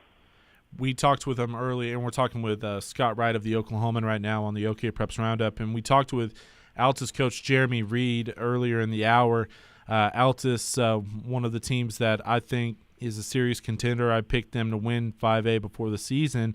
Are we seeing them, similar to what we talked about with Casey Thompson, are we seeing Altus starting to grab the state's attention by beating Anadarko plus beating the Warriors the way they did? Yeah, absolutely. You're talking about a 52-game regular season winning streak that they put to rest last night and did it in impressive fashion. Obviously, Taven Berto moving back was just a huge boost for them. Otherwise, we might have been having this conversation last year if he hadn't taken that year and gone out to Florida. So, but yeah, that district is just so brutal, and all of the west side of 5A is really tough. But it's going to be a lot of fun to watch, that's for sure. Whoever comes out of that district, whether they're 1, 2, 3, or 4, they're going to be prepared for the playoffs. Absolutely. We get you out of here on this. I just want you to follow up what I've been saying earlier in the show. You saw his performance last week. Sean Shaw, the Jones passing offense, they're going to put up some points, and this kid in the 2018 class is a freak. He absolutely is. I obviously didn't get to see the game last night, but they go and put up 41 on Hera. And not only that, they held a pretty talented Hera offense to just 20. That was a huge win for Jones. But I'm on the Sean Shaw bandwagon for sure. All right, always fun talking. We'll catch up again throughout the season, whether it's you or Jacob going to get West Side Take each and every single Saturday. It should be fun throughout the 2015 season. Absolutely. Looking forward to it, fellas. Thanks, Scott. That's Scott Wright of the Oklahoman. And before we get out of here, we want to take a look at next week's games. I have a whole slate of games written down. I see some highlights. Yeah, I got some highlights too. Are those the popcorn games? Those are the marquee ones. Get Okay. your popcorn ready. That's right.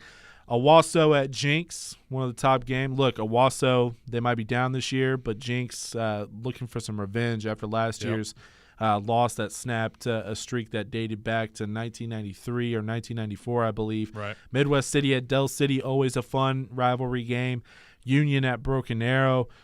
We'll see. Broken Arrow got a huge win over Capel. Jamal Shaw with the win in overtime, eventual game-winning run. They were able to beat Capel 24-17. Did you see Broken Arrow's helmets they were wearing? Yeah. Those were slick.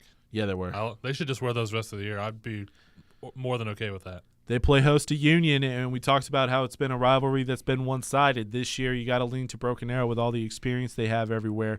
Union coming off a brutal loss to Jinx, give the early edge to the Tigers in that one, despite the series history. Sky took at Collinsville, another game that we've already talked about in Class 5A, going to be a big one. Also a big matchup in 4A, Glenpool traveling to Oologah. Also, Shiloh Christian out of Arkansas visits Class 3A's Victory Christian. That should be a good game as well. Out of those games that I've already listed, which one are you most fired up for? I think we would both be nuts if we didn't kind of circle the BA Union game. Mm-hmm. As alums of both schools, I know it's a game both schools always look forward to, probably Union more than the other side because it's a guaranteed win, seems like every year. But no, I think that SkyTech Collinsville game or that Oologah Glenpool game, both are going to be fascinating. I see Coweta Bishop Kelly on there too. That'll be good. I know Jay Wilkinson was telling me yesterday that his team has a little ways to go, but if they can pull off a win against Bishop Kelly, that put them on the right track come district time. That's absolutely right. As far as my marquee game, again, we're going to learn about Union. Yeah. They start the season 0-2. They had a brutal 2-game stretch with South Lake Carrollton Jinx. They get Broken Arrow. If they can pull off a win, I said it before the season, if they can go 1-2 in the non-district slate, I'd be impressed. But now it's time to put up. And Broken Arrow, if you're for real, If Yep. you're a state champion contender, if you're going to take that next step and finally get over the hump that we keep talking about, you got to beat Union. Yep. That starts right there. Don't worry about Jinx. You'll get them later on. You got to start week 3 beating Union. Yeah, big game for both teams. Obviously puts someone on the right track going into district play. Jinx Owasso might get overlooked a little bit. But, should be a good one. Looking forward to seeing what Broken Arrow can do. I would have to imagine beating a Capel team down in Texas. Yeah. Whether Capel's good or not this year, just to win that game after a long travel, it's got to feel pretty good. It was a fun game to watch for sure. And Jamal Shaw, the game-winning touchdown. Broken Arrow coming up with a sack on 4th down to end the game in OT. Big road win. Sky took at Collinsville. That's going to be a good one. I'm done sleeping on the Bulldogs. That's going to be a fun matchup in 5A. Glenpool at Oologah.